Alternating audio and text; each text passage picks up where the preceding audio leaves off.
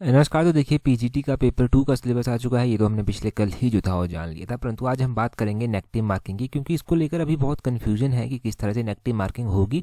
और इसको लेकर बहुत सारे मेल्स भी हमें आए और कमेंट्स भी वीडियोस पर आ रहे थे, तो उसी का डाउट जो है वो दूर करते हैं। आज की मार्किंग की जो पूरी स्कीम रखी गई है कमीशन के द्वारा पीजीटी के पेपर में, वो क्या रखी गई है। देखो यहाँ पर कहा गया है कि पेपर जो है वो ऑफलाइन होगा। OMR शीट आपको दी जाएगी, उसमें ABCD ऑप्शन में से आपको चूज़ करना है और जो भी करेक्ट होगा वो आपको चूज़ करना है। परंतु यहाँ पर क्या कहा गया है, यहाँ पर कहा गया है कि इन केस कैंडिडेट को जो है क्वेश्चन नहीं आता, वो नहीं चाहता कि क्वेश्चन का आंसर वो करे, तो उसको जो है वो नेगेटिव मार्किंग को अगर अवॉइड करना है ना, तो उसको ब्लैंक उस जो वहाँ पर बॉक्स होंगे ABCD में से उसको खाली नहीं छोड़ना है। वहाँ पर एक ऑप्शन E भी होगा, ऑप्शन E को जो है वो उसे सर्कल करना है। ब्लैंकन जो है वो ऑप्शन E को जो है वो करके आना है, ठीक है। और यहाँ पर पूरी स्कीम समझिए अब आप है क्या कि 0.25 करके जो है वो नेगेटिव मार्किंग का। मान लीजिए आपने 4 क्वेश्चन टिक कर दिए हैं, ABCD ऑप्शंस हैं आपके पास और इस तरह से आपके पास 4 क्वेश्चन हैं, ठीक है। आपने चारों के चारों क्वेश्चन जो हैं वो गलत जो है वो टिक कर दिए। तो अगर आप 4 क्वेश्चन गलत कर देते हैं तो 0.25 के हिसाब से आपका एक नंबर जो है वो कट जाएगा। यहाँ पर ये कहा गया है कि एक नंबर यहाँ पर कट जाएगा। 0.25 का हिसाब से एक नंबर आपका कट गया। तो वही कहा गया है कि अगर कोई भी क्वेश्चन गलत किया गया है तो उसके लिए नेगेटिव मार्किंग रखी गई है।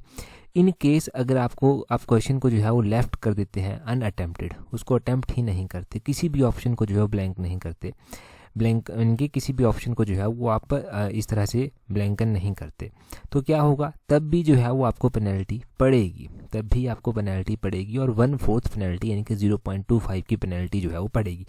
पहले नहीं होता था। चेस का एग्जाम हो गया, लाइट का एग्जाम हो गया, पब्लिक सर्विस कमीशन के और एग्जाम थे, उनमें नेगेटिव मार्किंग में ऐसा नहीं होता था। ABCD जो है वो 4 ऑप्शन दिए गए हैं, अगर आपको आता है तो आप टिक करो, अगर नहीं आता है खाली छोड़ दो। खाली छोड़ दिया मतलब आपको पेनल्टी नहीं पड़ेगी, परंतु इसमें अगर खाली छोड़ देते हैं ना तो पेनल्टी पड़ेगी।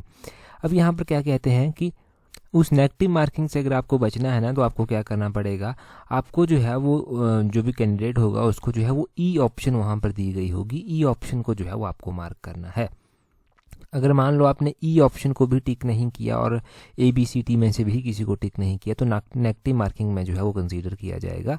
अच्छा, मान लो कई बार ऐसा होता है ना कि A ऑप्शन भी सही लग रहा है और C ऑप्शन भी सही लग रहा है, तो कन्फ्यूजन होता है कि अब A को टिक करें कि C को टिक करें, ये कन्फ्यूजन रहता है। तो यहाँ पर लिखा गया है कि where there are 2 correct answer, जहाँ पर 2 करेक्ट आंसर हो गए, मान लो A भी सही है C भी सही है, तो वहाँ पर क्या होगा, आपने चाहे दोनों में से किसी को भी टिक किया है, 4 ऑप्शंस आपके पास होंगी ABCD, तो A या C में से दोनों ही सही हैं, आपने मान लो A को जो है वहाँ पर टिक कर दिया है, तो इन दोनों में से आपने जिसको भी टिक किया होगा अगर सही हुआ तो आपको जो है उसके नंबर मिल जाएंगे। यहाँ पर लिखा गया है where there are 2 correct answer instead of 1 correct answer out of 4 options of the questions, all those candidates who will blacken any one of those 2 correct answer will be awarded marks allotted to the question. तो उसको उसके number जो है वो मिल जाएंगे।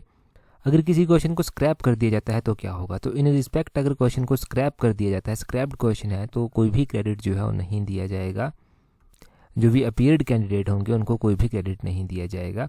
और passing marks जो है वो उसके प्रपोर्शन में जो है वो रिड्यूस भी हो जाएंगे, पासिंग मार्क्स रिड्यूस हो जाएंगे उसके हिसाब से, परसेंटेज के हिसाब से, ठीक है। ये भी कहा गया है रीचेकिंग और रीवैल्यूएशन जो है वो अलाउ नहीं है, will not be allowed in any case. यहाँ पर लिखा गया है in case of bilingual questions if there is any difference in English and Hindi version of the question answer option और any other mistake the English version shall be treated as correct and final. तो देखो English और हिंदी में लिखा गया है कि कोई भी आपको लगता है कि डिफरेंस है दोनों में, अगर आपको लगता है कि हिंदी में क्वेश्चन गलत दिया गया है तो आपको इंग्लिश का भी ऑप्शन या फिर क्वेश्चन देखना पड़ेगा और इंग्लिश के क्वेश्चन को ही जो है ये सही ट्रीट करेंगे। ये लिखा गया है English version shall be treated as correct and final.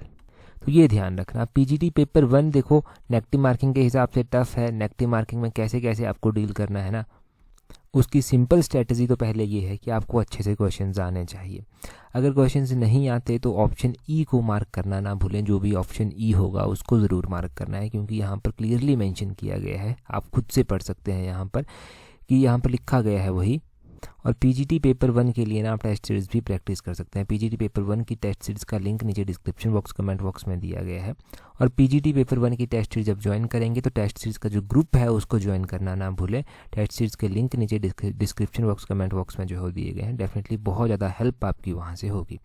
तो अभी मुझे लगता है कि नेगेटिव मार्किंग को लेकर सारे डाउट आपके दूर हो गए। एक ये भी डाउट था कि 0.50 तो कहीं नेगेटिव मार्किंग नहीं है। नहीं, 0.25 जब लिखा गया है तो 0.25 ही मान के चलिए, वही जो लिखा गया है वही नेगेटिव मार्किंग होगी।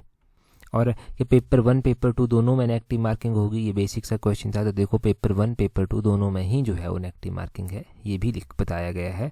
आपकी और भी कोई स्ट्रॉन्ग क्वेरी है तो आप कॉल करके कमीशन में भी जो है वो पता कर सकते हैं। यहाँ पर ये नंबर दिए गए हैं, टाइमिंग दी गई है। ये नोटिफिकेशन मैंने आपको टेलीग्राम पर प्रोवाइड करवा दी है। ये सिलेबस दिया गया है वो भी टेलीग्राम पर प्रोवाइड करवा दिया है। टेलीग्राम पर ज्वाइन करने के लिए अपने टेलीग्राम से @allexam31 करके सर्च करना, आपको हमारा टेलीग्राम चैनल भी जो है वो मिल जाएगा। तो इतना ही है इस वीडियो में। That's all, thank you.